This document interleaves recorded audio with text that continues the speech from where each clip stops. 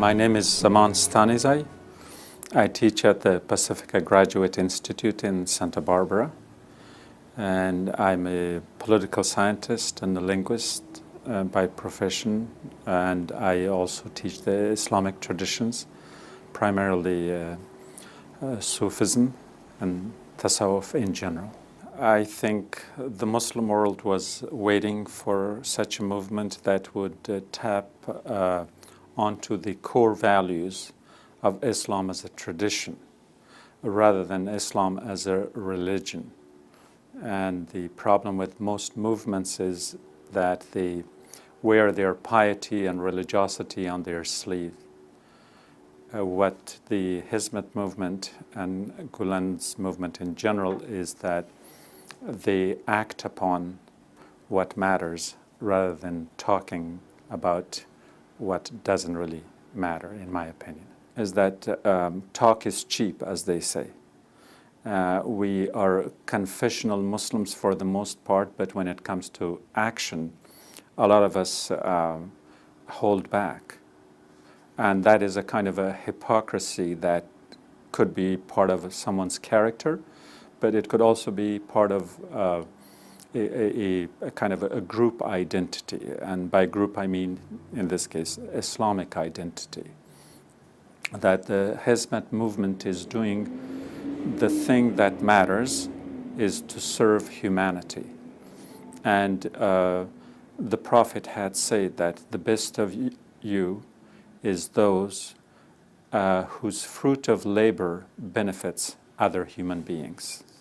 And the fruit of labor is labor, it's service, it's not talk.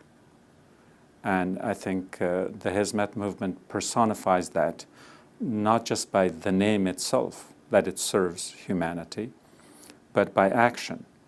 And I think their greatest virtue is that that service is not limited to any particular religious community. It's universal. And if we claim Islam to be a universal religion, and if we claim that the Prophet was the last Prophet sent to humanity and there is no other, then our focus, our field of operation must include all human beings. And I think that is where Hizmet comes into the forefront as a pioneer, as a model that has to be emulated by many other movements, and that's the only way that I think it will make some difference in the lives of this turmoiled world that we live in. The Prophet had another sunnah, which most people have forgotten. And that sunnah, if I can define it in terms of our 21st century American lifestyle, was the sunnah of the interfaith. The Prophet, in his short life as a head of state in Medina, during a period of roughly 1 decade, was able to communicate with more than 13 heads of states. This was unprecedented for his time, with the limitations on means of communication and all that, but he was able to have an interfaith dialogue at the head of state, at the summit level. He also received missions from various religious communities on the Arabian Peninsula. That will make it an interfaith with, at the tribal level, let's put it that way.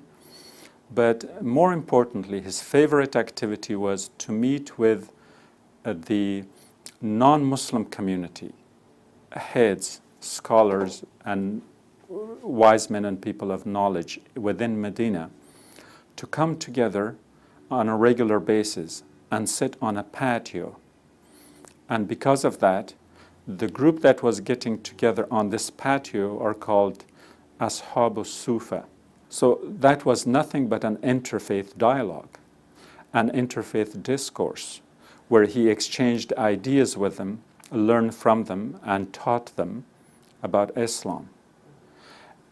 This is much more important as a sunnah, not because the Prophet did it, but because we need it so badly in our times. Most of the problems that we experience today in the East-West conflicts and in the South-North conflict, economic and political, they are due to lack of communication. And unfortunately, the Islamic movements, quote-unquote Islamic movements throughout the quote-unquote Muslim world today, they are stuck on traditions that do not necessarily serve us much. And we have ignored completely the greatest traditions that the Prophet exemplified, that if he came to us as mercy to the worlds, as the Quran attests to that, and the worlds is said in plural, وَمَا أَرْسَلْنَاكَ إِلَّا رَحْمَةً لِلْعَالَمِينَ. So when it says Alameen, we could define Alameen at one level, the various communities, because each community has its own Alam to itself. And the Prophet was not sent only to one, but to all of them. And for us to be claiming to be Muslims and followers of the Sunnah of the Prophet, those are the models we have to emulate.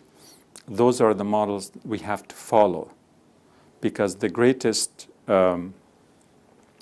virtue and the greatest reward in it would be that which God has said, that you be kind to people amongst you, so God can be kind to you from high up.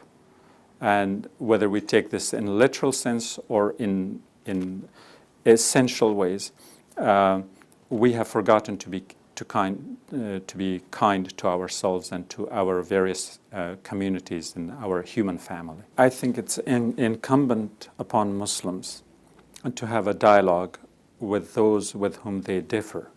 I think education is where we have to invest, because, like I said, not only it's the safest investment, but it's the only way out of the doldrum where we now, the Muslim societies, again, in my opinion, is sinking into its own dark ages.